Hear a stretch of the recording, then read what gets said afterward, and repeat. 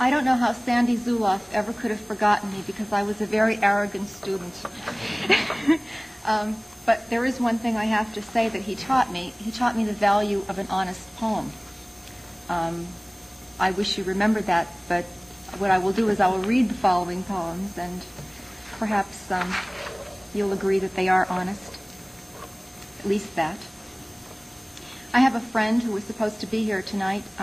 Apparently she didn't show up, but she is the one that told me that when you give a poetry reading, basically what you do is you give the first 4 poems away because everybody is so busy looking at your shoes and your hair and getting used to your voice. The first couple of poems, the first 3 or 4 poems, include my husband, and I hope that you're not listening. The first one is called Pruning the Yard. This yard's getting to look like a jungle. Can't you do something? Other men have full-time jobs, yet manage to cut the grass and prune. You bring home a brand new pair of clippers with gears. These can cut branches up to 1.5 inches thick. Try it, you say. See how easy it is. Wow, these really are fantastic. What a pleasure to work when you have the right tool. And so I prune and prune until the sun goes down, and when I look around, I have cut down the lilac, the magnolia, and most of the pine. Look at all the weeds. The universe is wearing a mask. You stand by the garden in pinstripes looking at the tomatoes. You can't understand why they're not yet red, why the leaves yellow. Look at all the weeds, the nourishment going to them. The garden is an archetypal symbol for the mind. It's speaking to you. You break out into a sweat and ask why I always have to make a deep philosophical statement about the most insignificant things.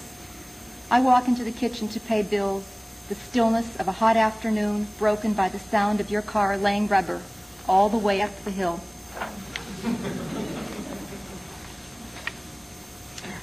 Flame dance. Sitting in front of the fire, I watch your face as you read the newspapers. From the flames dance the children that never came out of you, the children that never came out of me. This poem was written when I was in Italy. It's called The Mouse is Swimming in the Ice-Cold Stream. It's early. We're in the Apennines.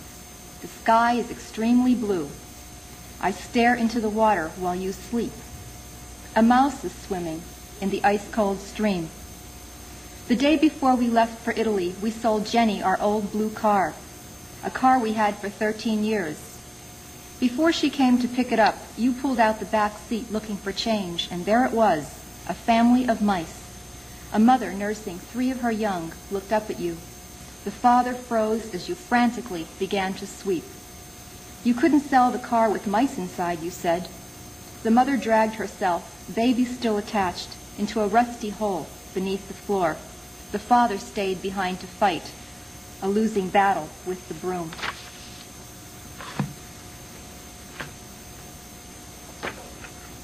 These poems are from a book called Camembert Comes from the Sea. Kathy's place. I'm walking near the White House on a Saturday afternoon after shopping for a party dress. Kathy lives nearby, and my feet are sore, so I drop in. She answers the door, a cigarette in her shaky hand. She looks preoccupied and a bit surprised to see me. I invite myself in. She is, after all, my best friend. We lived together for 5 years. I sit down, put my feet up on her coffee table, on some papers, on poems. My poems. Poems I gave her to look at yesterday. Poems that have been retyped with Kathy's name in the upper left-hand corner of each one. You trying to impress someone, I ask? Yeah, she answers, as pale as a ghost. This was written about a little restaurant in Mountain Lakes. It's since closed. Soup. All this little restaurant serves is soup, but each day a different type. The waitress makes you think there are people in the back stirring and sweating over a stove. It feels good to think there's actually someone back there cutting chunks of potato and onion on a wooden board that has softened from use. Maybe there's a little grandma tasting for the right combination of spices. I bathe in the sun from the window. A delivery man is parked out back. I watch him carry in the crates. As he gets closer, I see the labels. Soup.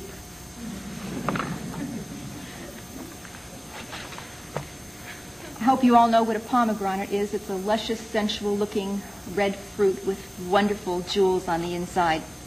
Pomegranate. A geode filled with uncut garnet spills onto my plate. Seeds never to give birth, but gems so radiant and royal I want to celebrate the deep glory of red, of stones more ardent than burgundy. Jewels so wondrous I want to string them on a silken thread, to twirl them round my fingers, twist them round my arms, all the way up to my neck. Since we're on the subject of fruit, I'll throw in a persimmon. Persimmon. It stands there in the fog, indelible, like a wizard. Its black, claw-like branches have long lost leaves. I've never touched fruits as soft as new moon breasts. Miniature replicas of sunsets look glued in place by one who mastered youth many times. A crow watches. I twist a sphere from its limb, unscrew the olive green cap. Like an infant, I suck and suck the orange light, then hang on a crag its empty orange sack. Goodbye. All afternoon we made love, and all afternoon the angels were moving furniture on the floor above us. And now at dinner time, as we kiss goodbye at the door, the angels are breaking their finest crystal.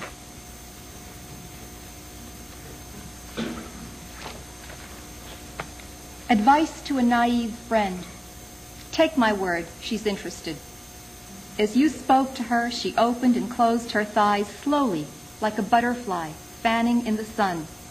And with a strand of hair wrapped tightly round a middle finger, she twirled that little curl 133 times.